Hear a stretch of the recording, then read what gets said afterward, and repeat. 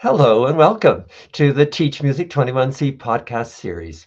I'm Merlin Thompson, the creator and founder of Teach Music 21C, a music studio teacher community that takes its inspiration from real life students, parents, and teachers.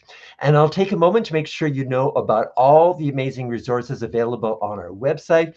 Please check out www.teachmusic21c.com when you've got time. And today I'd like to welcome once more Paul McGlinchey from our executive team at Teach Music 21C. Welcome, Paul.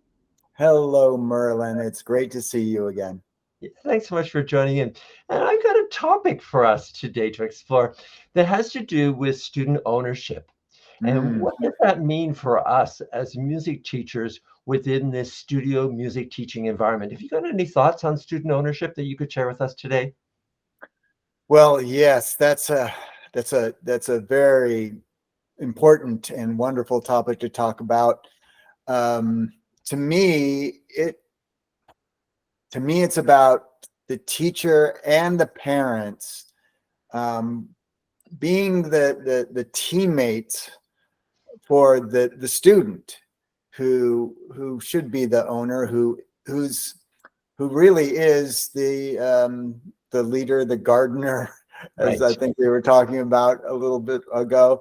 The person who is, it's their musical journey.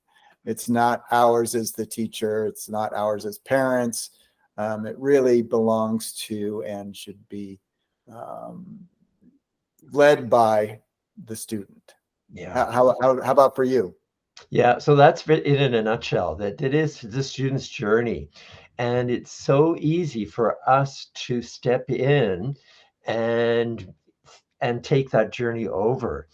Just, really easy to make to be the persons who are we're leading the way and they're the ones that are following us. And that's not to say that we don't lead the way, because students are coming to us for what we have to offer, our skills and knowledge.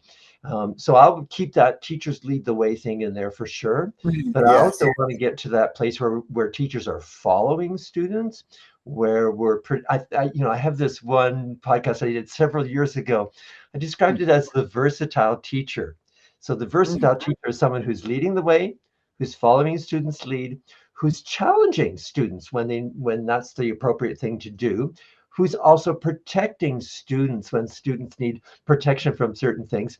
And the last thing that I'd like to put in there was that we're also getting out of the way. So it's not our journey. We're letting students go where, possibly into a messy area, and maybe they will be the ones that figure out how to get out of that messy area. We won't be doing that for them. We recognize that that's a good moment that's different from protecting them or challenging them.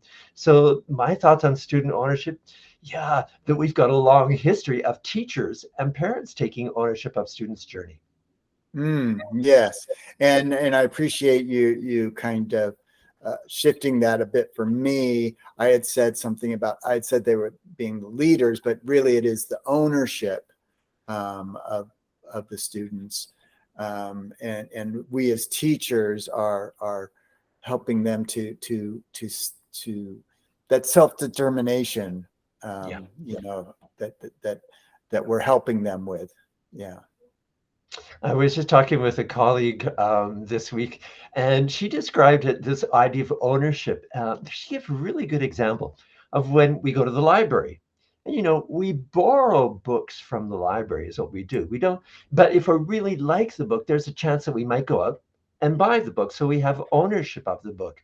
And she gave me the idea, something similar, that with music, we can just borrow music for a while, and that's a kind of a nice thing to do. But when we have ownership of our own musical development, that's quite a different thing. Mm-hmm. And I Yeah. like the image that she came up with, just so simple for students to understand and for them to understand. Which would you rather have? Would you rather have just borrow your musical performance for a while, or would you like to have ownership of your musical performance? Yeah. Yeah. And I like the list that you gave us, the ways in which we can help uh, provide leadership to the student so that they are able to take ownership of their own musical journey.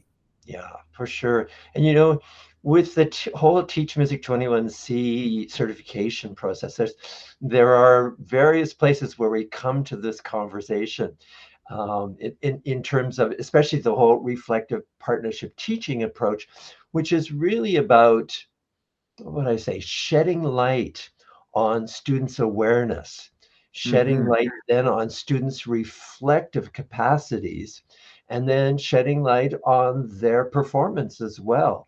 So, and I always go back to that story, where the workshop that I taught many years ago, where I came in and yeah, we had a little conversation with students. And then I asked a question I thought they'd all be able to answer, which was, how did they know when they played the piece well? And I thought someone would say, oh, when you keep the beat. And someone else would say, oh, when you got the right dynamics. And somebody else would say, when you've got when you got all the right notes. But not one of the students responded with any one of those things. They all Yeah. agreed they knew they were playing the piece well when their teacher told them. And so in that moment, I could see, oh, I see who's got ownership of this situation. It's not these students, it's the teacher. Yeah. Well, that's kind of how our culture, has gone, is and it's served us quite well through Right. many centuries, is the teacher apprentice type of model. But I think it's kind of run its course, and it's easy. It kind of creates a sense of safety, certainly for us as teachers, but also for the student, because they just are going to take in the information and do the best they can with it. But being responsible, having self autonomy, is scary. Yeah. And especially when we're younger, let alone when we're older and adults. Yeah, I can see why it's stuck around so long, but it certainly seems like it's time to move on to that, more of that reflective partnership as teacher and student, and with parents as well. Well, I appreciate that you brought the word up, safety, Mm, because we do want to create a safe environment. And then at the yes. same time, I'm going, yeah, but what's the danger in learning to sing or to play a musical instrument? What is the danger? Is there danger there? So probably there's not a great deal, if any, there's no danger at all. But it would highlight our discomfort with what I'll call messy situations. I'll just say Mm, that. All right. mm, So not, we and yeah, so the idea that we can have messy situations and that we can move through messy situations. So there is a mentality, let's just make sure we never have messy situations. That would be the safety environment that we've inherited, kind of. So we're just going to make sure there's never anything messy that shows up. But then at the right. same time, part of that safe environment is our ability to work through messy situations. Indeed. Indeed. Yeah. And that's a trick, and it's not something we're used to doing. So it's a whole new way of looking at things, and a new skill set for Sure, us. Yeah. sure. And that's where that whole student awareness and reflective process comes in, so that they get that sense of, they can recognize messy situations. And I suspect many of those messy situations they'll be able to resolve on their own. But when they Mm, can't resolve them on their own, that's why they've got us there. mm, But for the most part, those messy situations, yeah, if we just, it's that whole thing for me of getting out of the way. Just step back. mm, And instead of telling people how to resolve this situation, just to see what would happen. And that's not to say that they'll rush in and they'll, do something about it right away. It may take a couple of weeks before they really get the idea that they can solve the situation. It's kind of like my student Alex, who came to me as a transfer student and had only done slow practicing. So mm. what did he want to do immediately when he got to see me? He wanted to play everything fast. And so I said, yeah, sure, off you go. Let's find out what happens when you play fast. Well, it didn't take him very long, probably 2 weeks. And he came back, he said, this fast, I don't know what to do now because I've gotten as far as I can get with fast practicing. And I went, oh, so can we come up with it? What do you think we might do next? And it took him a while. It probably took the full 8 seconds of my patiently waiting. Is he going to say, maybe if I should do it slow again? So, but eventually, yeah, he did get it. He said, maybe I should do slow practice again for a while. And so I said, well, what I have to point out, or what I want to just make space for you to think about, is what will you do after a week of slow practice?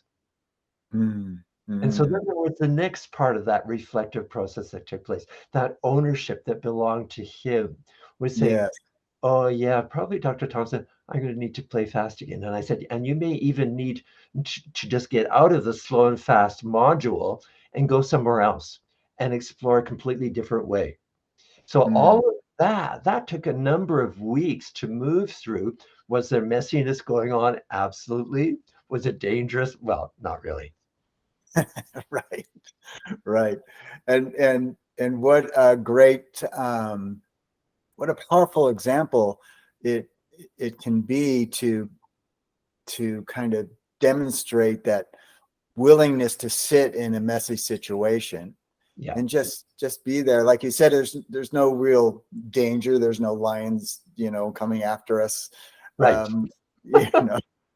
Like there were thousands and thousands of years ago with our ancestors, but it's still hardwired into us that fight or flight response is still hardwired into us. And so to see somebody as a young person, to see our music teacher just being able to sit, and that 8 seconds can seem like an eternity, but it really is just 8 seconds. But if we can sit in that messiness, and the student can see that, oh yeah, that this is possible to just sit in this messiness and think and come up with an idea, an answer to something.